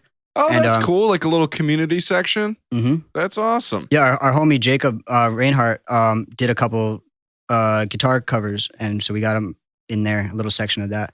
I'm also going to put a section for tattoos because we have 3 people who have scooped up tattoos. Oh, really? Yeah, so I'm going to put a little section with those pictures there, and then hopefully that'll grow. If anybody wants a tattoo or gets a scooped up tattoo, send me a picture of it. I'll put it on the website. Yeah, music, And, videos, shop, shows, pictures, more. Oh, look at that. Games. Yeah, if you click more, there's games, yeah. Wow. Yeah. Dude, They're kind of shot and trippy, but like they work. You can Dude, play Balloons Tower Defense. Dude, the fact that that you have it here is insane to me. I tried getting Squares too. Remember that game? It's like you're wait, Ninja Kiwi? yeah. I think that's Balloons Tower Defense. Oh, it is. I have Balloons Tower. What else is there? There's one more, I think. Snake helicopter something? Yeah. Kitten cannon? Oh, the kitten cannon. Yeah, of course. Oh, I tried getting Slap the Monkey, but I couldn't get it. Like it didn't work. The code. That is hysterical, dude. Yeah, I tried to get all the classic games I used to play back in like 2002 on the computers in the computer lab at school and shit. Like Damn. Yeah, Vinyl like Black Sheep all those, and like all those like Newgrounds.com. mini clip games and all that. All those Flash games. Yeah. Wow. Fucking the old internet. Yeah, dude. Before like I remember in like 4th grade, we were all search because this was when like, oh my God, we have computer lab. We can go to Google and type in anything. Yeah. And so all we were doing was innocent fun. Like, oh, let's Google our names and see what images come up, So we all Google ours and just see what images come up. Well, this one guy's name is Chris. And so he types in Chris and this like hot girl with body paint comes up. And we were all like, as a class, we were all like, Oh. Just like, whoa, are those boobs with just paint on them? You could just find that on here? You could just search that? Yeah, And, I think everyone's been at their friend's house and looked up boobs, and then they got their friend got in trouble like days later. Yeah, dude, I remember. Well, so It sucks if you're that friend, but Yeah, you for need sure. better friends, I guess. But like, is that sort of insulting you? I don't Yeah. know. Okay. yeah, it is. It is. Okay, good. I'm not a good friend, all right? I'll come to your house and look up boobs when we're fucking 10 years old, okay? Well, I just remember getting in like such big trouble for that. Like not even just like being in the room with that search, Imagine the kid that's just going to everyone's house and just looking up boobs. Yeah. Like, right when he gets there, just like, all right, guys. All right. And it's like, no, I can't stop you. You're too cool. You're the kid that stayed back. You're the coolest kid in the 4th grade. Oh my God. He's looking up boobs in my house. Dude, the old internet. That was so 2 Girls, 1 Cup. All right. Oh, yeah. So Classic. oh yeah. So Classic. I heard it was fake. oh, I'm sure it was. I mean, was it? I don't know. I'm pretty sure it was fake. It was kind of crazy to look at. You know the other one when the guy chops his thing off? Yeah. I heard that was fake. Yeah, I hope that's fake, dude. Yeah. I don't want any of that to be real. Yeah, no. Or like the one man, one jar or whatever it was. That was real. Oh God, I can't even. I'm not even gonna We describe. have to cut this part out. Yeah, cut it. No, but the point is with showing like way back when we were like teenagers and 2 Girls, 1 Cup was a thing. A buddy of mine hadn't seen it yet, and I was like, "Oh, dude, give me your laptop." Search on the internet for it. We play it. I'm not kidding. 3 seconds in, his computer goes black and doesn't turn on again. What? Yeah. So I like totally Fuck screwed up this that shit. guy's They laptop. well, back then there was like real viruses that were just like super easy to get. Yeah, like and they really just, bad. Kill your shit, I guess. I don't know. Yeah, for sure. They must for have been sure. stalking the 2 Girls, 1 Cup site. Yeah. I got a Mac. You don't got to worry about viruses on this. I know, isn't that great? Why is that? How is that possible? How is it? Because like all viruses are .exe, I guess. Really? You know, probably, or at least they were. Like you would imagine by now they would make Mac viruses, I guess. But Right. Like, it's just probably harder. Yeah, it's probably a lot harder. Probably so much harder that it doesn't even make sense to. But you would think that there's so much of the world on Macs that I don't know. But They're like, fuck it. There's enough people on PC.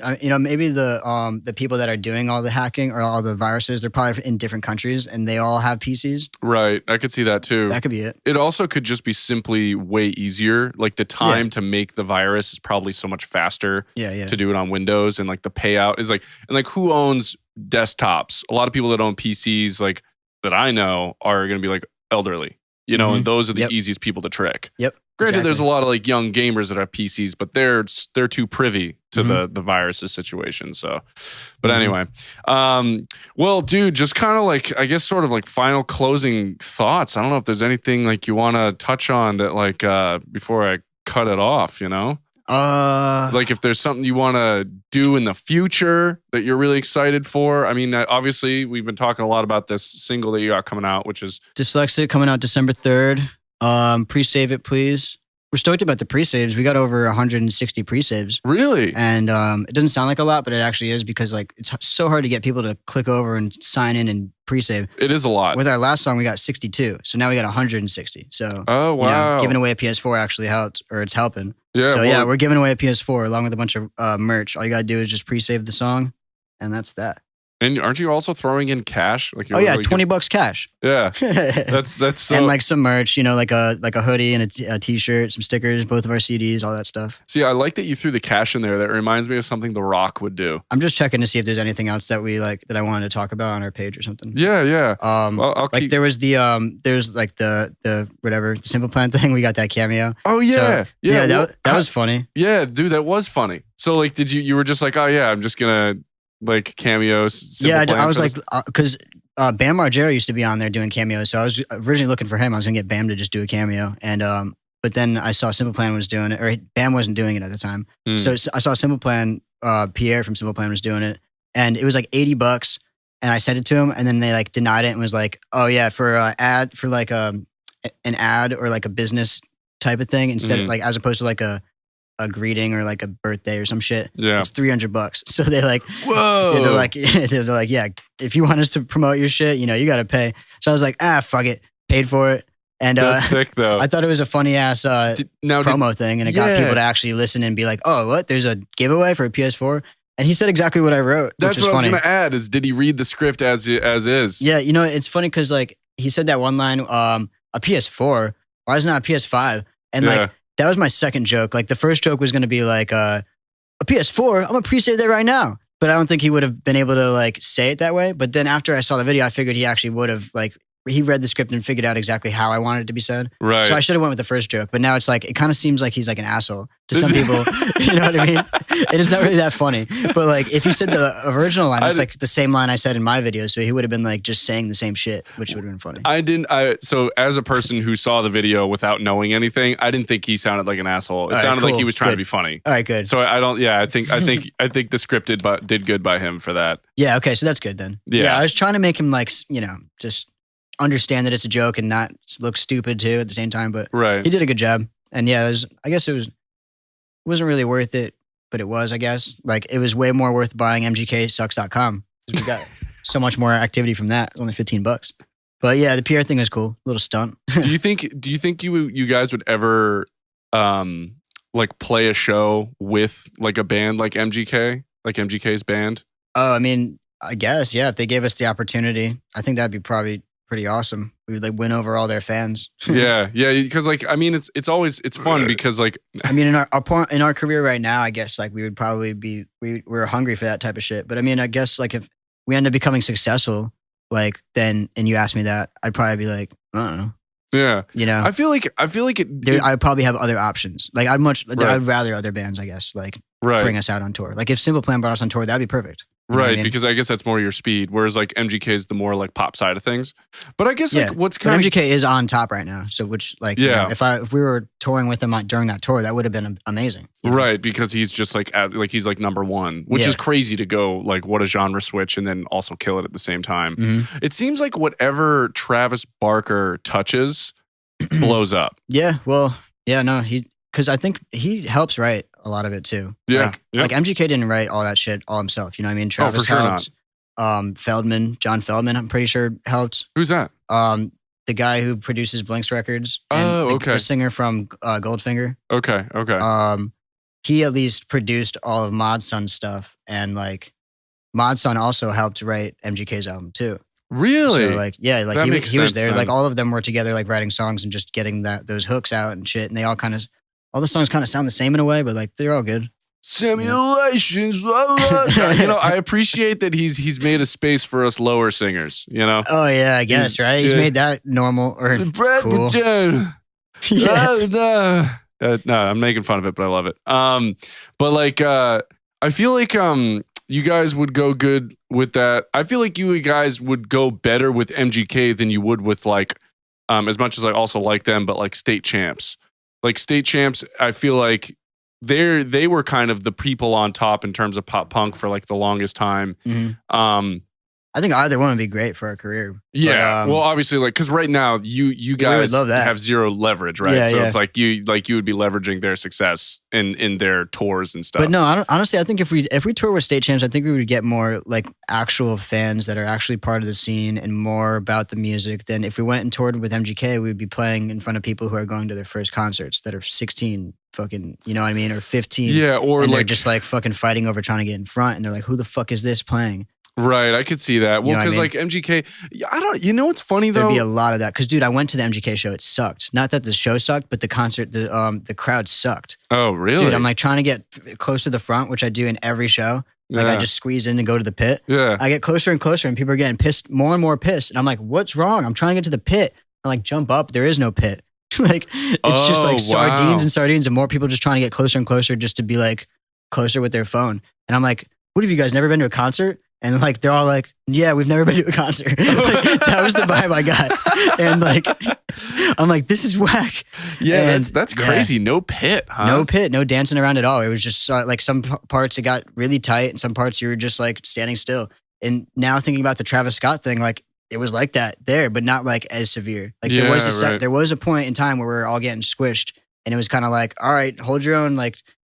But Yeah. if it was over capacity, like it was at Travis Scott or whatever, Yeah. like that would have been a problem. Yeah, I And, could like, see that. So thinking back to that now, after all that shit happened, it's just like kind of crazy. But And then you're there with a bunch of people that don't know concert etiquette. yeah, like, that's I feel like that's why I feel like Travis Scott shit was like that, because there's all these people. It was that same crowd, just a bunch of idiots that have never been to a concert before and have just been fucking turning up to fucking rap that is now pop punk, and they don't have the etiquette of pop punk shows. You know what I mean? where like when you're in a pit and someone falls, you pick them up You pick 'em immediately. up, yeah. Like that is just like I don't know. I've been to metal concerts ever since I was like, well, my first show was when I was 9, turning 10, or I might have been 10, and I went to a Green Day concert. I saw their American Idiot tour. Still have that T-shirt. Love that T-shirt.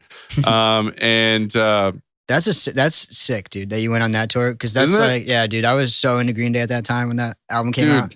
And, that album blew my mind. I never went to a show as a kid like that. Like it wasn't until I was like 16, 17 that I started just going to shows like at Toad's Place and shit. Yeah, well, like And then it wasn't until I started the band that I started really going to shows and just going to like every band I've ever heard of and liked. And now I've gone to like hundreds. It's crazy. I feel like that's so smart to do, because my problem with when it comes to that stuff is like, oh, I'll get them next time. But like Sometimes there is no next there time. is no next time. I missed out on Linkin Park, dude. I had tickets, front row pit tickets for Linkin Park and Wow. Blink 182. And then Chester Bennington offed himself like a Wow. week before. Oh So it my was just like, god. shh, you know, Yeah, you which never know. I think that was a murder, honestly. We're not gonna get into that, but that's some conspiracy shit. Interesting. I haven't even heard You never that. heard of that? Dude, he No. was about to like blow the lid off like the whole child trafficking and shit. Like, and then a year later, like Jeffrey Epstein and all that shit happened. And like, then he just that's playing out. And wow. now, right now, Ghislaine, whoever, is on trial, and everyone's talking about Kyle Rittenhouse and having their own opinions about that shit. And they shouldn't be talking about the main fucking thing, yeah. which is going to take down all of the. If it goes the way people are thinking it's going to go, it's going to take down all of the main sources of fucking media that are covering other shit. right. They're covering it because they don't want it. Like, you know what I mean? Yeah, well, there's definitely a lot of sketchy shit going on with that. And if that actually There's like big name people that are going to go down if their comes name out. comes out of the Yeah. hat, or whatever, you know? yeah, name comes out of the hat. All right, And this world wow, leader, the CEO of Hollywood, yeah, all of Hollywood. Mr. Hollywood. No, Yeah. yeah, I don't know, but oh yeah, No, it's I think if you're wondering where How did we get there? get here? Fuck.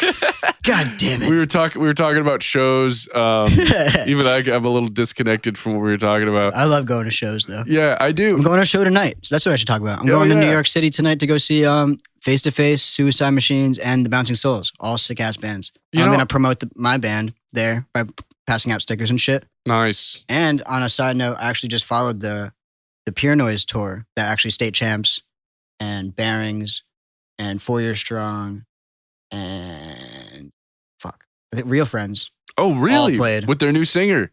Yep. So I followed that tour for 4 dates and I promoted my band there and shit. And that was a huge success. I actually got into one of the shows for free. Wow. Mm-hmm. How'd you do that? I was just outside waiting. I got there extra early and they were playing extra late. And then one of the bouncers was just out there and he's like, yo, if you want to go and you can go in. I'm like, all right, sick. All right. So I went in and I moshed for the end of State Champs, and then I just passed out all my stickers and CDs, and yeah, it was a good time. Yeah, I think thinking more on like what Scooped Up would work with on like a big name tour section. I think you're right. I think going more that like State Champs, 4 Year Strong, and Real Friends. Like if we were the Bearings on that tour, like Bearings, if we played instead of them, like actually I think there might have been one other band that like I forget about, but like if we were that band or whatever, like that would have been perfect for us. You know? Yeah, because it's like I would say you're way more punk than pop punk to me anyway, because you're so fast. Like every song is so fast, and a lot of pop punk, like but we the said, melody, is slower. It's really melodic, so that's where it's more of the pop. Right, punk, and and I think like but when I think about pop punk, I think about like State Champs and like All Time Low and shit. Yeah, All Time Low. But when I think of pop punk, I think of like Blink and I think of like Sum 41 and Newfound Glory. Yeah, and that's like what a good we point. Kind of like we're trying to bring back the 90s and early 2000s like sound or flavor of pop punk. Right. Because it kind of changed up in 2010 and like did. The early like or the in between. Everything became like what? Yeah, or just really yelly. Everyone became like like Knuckle Puck. Story So Far. Yeah, Story So Far. Neck Deep. They're all just really yelly, and it took me a little bit to kind of get used to it. Yeah, well, dude, especially I the Story So Far. There's quicksand. Actually, especially Knuckle Puck. Like, what was it? Oh yeah, I forget what song it was, but it sounded like he was just yelling in a bathroom, and I'm just like, how do people like this? Yeah. And then a couple weeks later, I fucking loved it. Yeah, I know. It took me a little while, but like I was just super stuck in the old pop punk sound, which is what we play and what we want to play. So like basically like we're trying to emulate that sound, but not trying to be copycats. So we're trying to like, people always compare us to Blink-182 like super hard, and like I've seen that online too. Like someone was just like, "Oh, another Blink-182 band." Yeah, or whatever. Yeah, I was like, "Oh." Like we definitely have like similar vibes completely because we're just we're emulating the same type of music in the same genre or whatever. But we're slowly trying to like separate ourselves from that, like just being like a copycat Blink-182 band. Which I don't think you are. No, I've tried. We've tried to do that from the beginning, is not to be like that, because there are a bunch that I know of that like are just try hard, super just trying to be Blink-182. Trying to be Blink-182. And we're not trying to be Blink-182. We're just trying to make the same genre of music, which is also like I could name a dozen bands that sound just like Blink that never got the attention that they got. So every normie is going to be like, oh, this is Blink-182 music, or oh, this is Green Day, or whatever. Like, And, well, like I feel like it's kind of silly because it's like you guys are, like you said, like you're attracted to this, and what you are trying to do is this '90s pop punk style, and so people, the only band they know is Blink-182. Yeah, so exactly. they'll just say that. Yeah. But that's just about as stupid as saying like, oh, every movie has the hero's journey in it. So therefore every movie is the same. Yeah. Exactly. Yeah. Every romantic comedy is the same movie. It's just different characters, right? Yeah. But like, just because it's a rom-com doesn't mean it's going to be the same movie. But if you just look at it through that lens and you're that short-sighted, you might write off movies that you might have liked that you're just saying, oh, it's the same. I've already seen it. I mean, every song is like what? Verse, chorus, bridge, chorus, end. So it's like... Not every song, but like, yeah, most songs across the board in the world are like that, yeah. Yeah, and it's like, I don't know. I always get bothered by people saying like, stuff like that. I think it's so stupid. Yeah, no, I mean, most of the time it's nobody means offense by it, but some people do. Or some people are like, just write us off because they're like, oh, this is like, I'll listen to Blink-182 if I want to listen to Blink-182. Yeah. It's like, all right, dude. Well, sounds good. We're writing completely different songs, but okay. Yeah. I feel like you're doing something new right. songs, like they're all new. Like it's not like verbatim, different, same words or anything. Yeah. Well, I feel like you're doing something right when you have people that are hating on you. Yeah, I guess. At least, like, not saying that you have a lot of people, but if there's someone who's like, the only time we get hate is when we run ads. So it's like if we're just like intruding someone's shit, and they're like, "Why am I getting this? Fuck you!" Like, and dude, if we like, I stopped running ads on Facebook because of that. Like, if you just run an ad directly on Facebook of like a video, or at least for us, we always get all our hate there. Like, it'll just be some people being like, fuck this.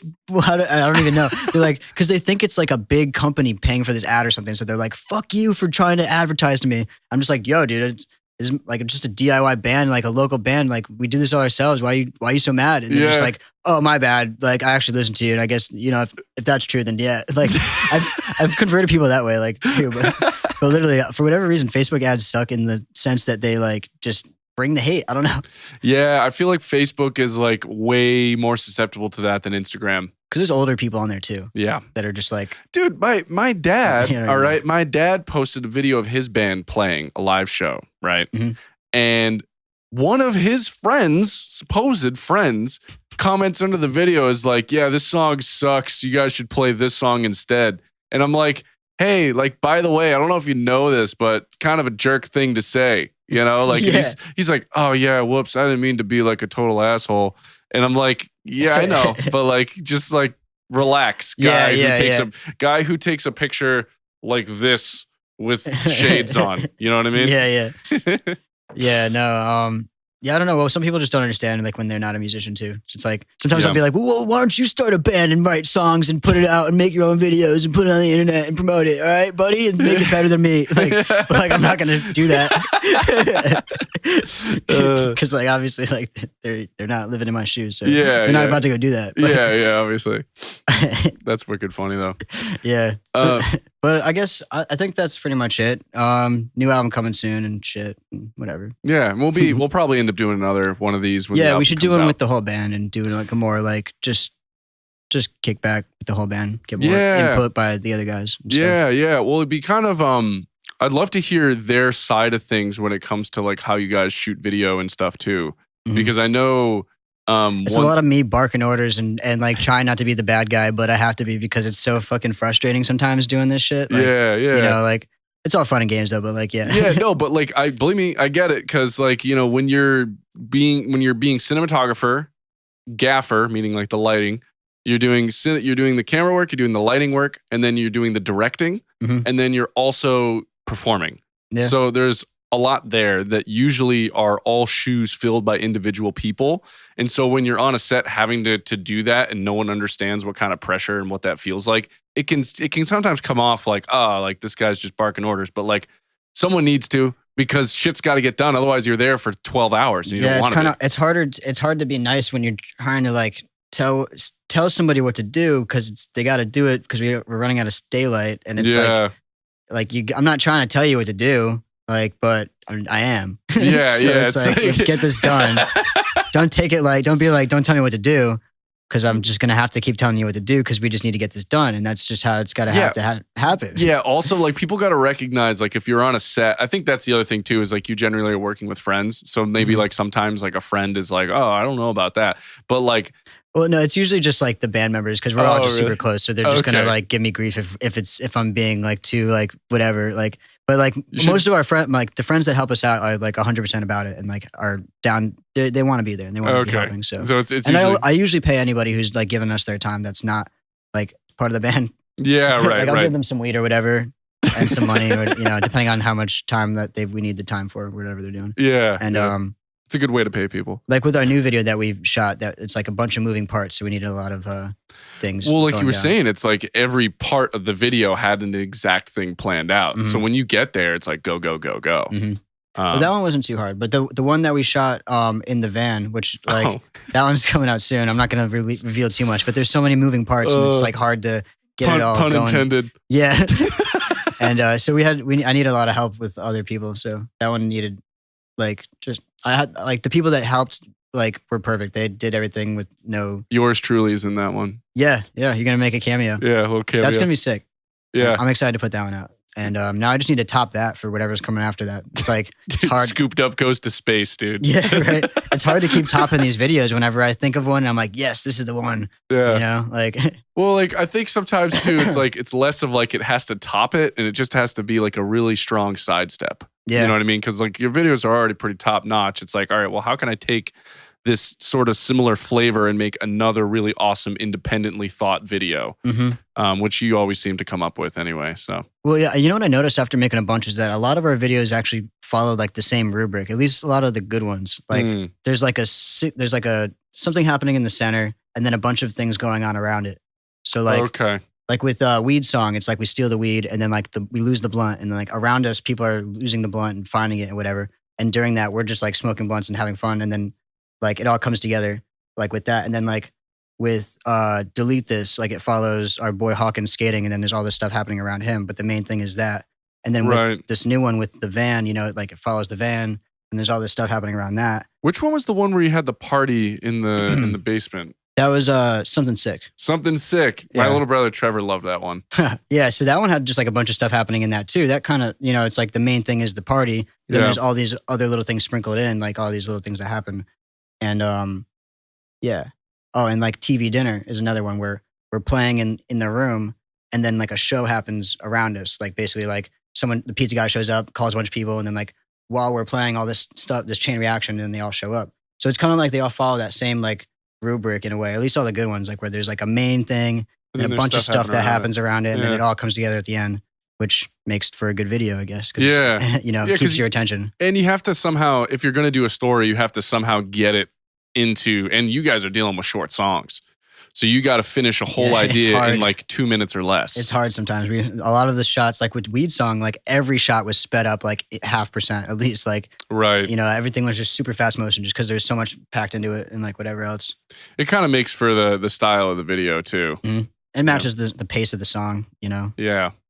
Like sometimes I want to do like cinematic short or like I come up with some cinematic videos, but then like I'm like, what song is this gonna match? It's not gonna, you know what I mean? With like short, like long, slow takes, like there wouldn't be any, or like you know. You would have to, if you were to do something that was cinematic, like purposely intent, like, you know, you got the black bars on the top and the bottom kind of thing. It would have to be ridiculously dramatic in a comedic. Sorry, pterodactyl over there. Ridiculously comedic. Yeah. Yes, like it would have to be, but like over the top dramatic about something comedic.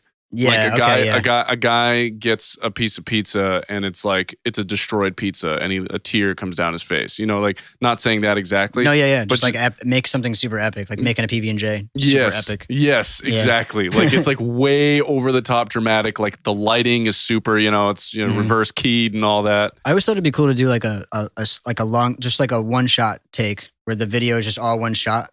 Dude, like Real Friends did for that new train wreck video. they did do that. Yeah. No, like there's this one song called, it's by Wax. It's called California. I think and it's just all one shot of this guy running on fire.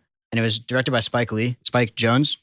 And I think you showed me that. It's a guy just running on fire like in slow motion, and then that's happening the whole song. And then at the end, he runs onto a city bus, and the camera pans to like this girl sitting in like the backseat of her car, just like not giving a shit, looking out the window.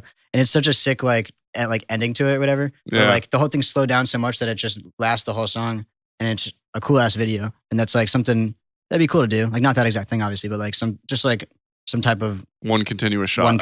Shot where a bunch of shit happens or whatever. Yeah. The thing about a one continuous shot is it sounds like, oh, it's just one shot. You don't have to deal with that one shot. Yeah, but you gotta get everything perfect in that shot. You gotta rehearse and all that. Yeah. I mean, who else did DaBaby to get into not so pop punk things? But what was that? He had a video, one of his first like videos that might have been Bop. One of his first videos was just like one continuous shot with like dancers and cars and people coming in and out, and like it looked like it took forever. Yeah, I bet. Well, that's like probably a fucking $100,000 budget video or more. Probably more. $250,000. Yeah. Yeah, I don't know how big he is. He's pretty big though. Yeah, well, when he made that song, he was smaller, but What I meant was I don't know how big video shoots get nowadays. I know back in the day, the early 2000s, there were $1 million budgets all day. Yeah. But like nowadays, how much are people willing to dish out for a video? That's Yeah, it depends on who you are. I mean, if you look at Snoop Dogg just came out with a video for that song with Ice Cube in it. I think it's called Subwoofer, Big Subwoofer. And yeah, Big Subwoofer. In that song, they're literally in a spaceship, like flying through space and on like a planet. And like Snoop Dogg's wearing like Mandalorian gear. And they're using, have you ever seen those, the cameras that are machines? That's like they put the camera on the crane arm and it can do like these really fast, like quick motion type things. Oh, yeah. Okay. So it's like doing all that crazy. Yeah, okay. like I can visualize that. As he's rapping on like a planet with like an alien chick with 3 tits, and like he's like they're doing all the rapping and stuff, and the camera's like, and I'm like, like that crane alone is so expensive. Yeah. So I think it depends on who you are, but yeah. Anyway. Yeah, I think we should wrap it up now. Wrap it up? Yeah. Cool. How long has it been, you think? Well, I've hit this thing like 3 times, so, Yeah. Probably an hour and change. Don't want to bore people. Yeah, But no, yeah. I mean, it's No, I hard to be bored with you in the room, dude. Oh, thank you. No, yeah, that was a riveting conversation. I think. Yeah. No, dude, I had a lot of fun. I always have fun. And the thing is, what's funny is like I could easily talk to you for another hour. I know, yeah. but like you have to be somewhere. So. Yeah, I do got to go to New York later. And like, yeah, no, I literally could sit here. So maybe, we'll do another one in a couple months. Yeah. All right, sweet, dude. One with the band and all that shit. And just kind of last remarks, Scooped Up, Instagram, all that kind of stuff. Yeah, look us up. We're on everything. You can Google us. Just go to mgksucks.com. You can find everything there. Go to, or poopedup.com, whatever you feel comfortable typing in. Scooped Up Band. Or scoopedupband.com. That's the longest one. It's kind of long. Well, no, it's not the longest one actually, but it's a long one. I think I broke my dick.com. No, the pre-save our new song to be entered to win at PS4.com is the longest one. But yeah, who wants to type that in? Anyway, yeah, just look that up. New song coming out December 3rd, and that's it. New album, tons of shit. Thanks. Sweet. Thanks for watching. Yeah, thanks so much for coming on, dude. Thank you. Thanks so much for listening to Bone Apple Tea. If you like the show, please give us a follow, like, comment, subscribe, whatever it is. Tell your friends about it. And make sure to follow us on Instagram. That's Bone Apple TV. BoneAppleTeav